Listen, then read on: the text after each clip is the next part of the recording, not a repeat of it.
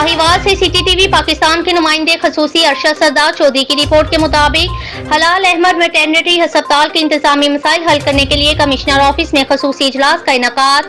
हलाल अहमद वेटरनरी अस्पताल के इंतजामी मसाइल हल करने के लिए कमिश्नर ऑफिस में खसूसी इजलास का इनेकाद। कमिश्नर साहिवाल डिवीजन शुएब इकबाल सैयद ने सदारत की। अस्पताल के लिए मुस्तकिल एडमिनिस्ट्रेटर की तकर्री की जाएगी ताकि सर्विस डिलीवरी में बेहतरी आ सके। इजलास में फैसला।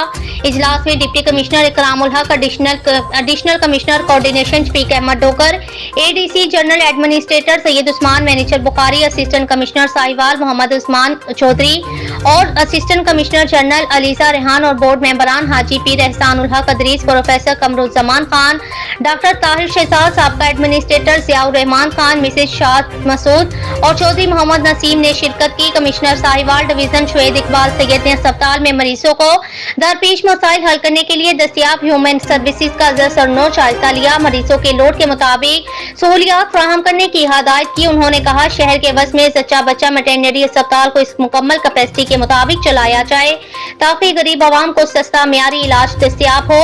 इजलास में बोर्ड मेंबरान ने अस्पताल को दरपेश मसाइल की निशानदेही की, इनके हल की तजावीज दी, जिस पर कमिश्नर साहिवाल शुएब इकबाल सैयद ने यकीन दिलाया इन तजावुजात की रोशनी में अस्पताल में जरूरी इंतजामी तब्दीलियां की जाएंगी।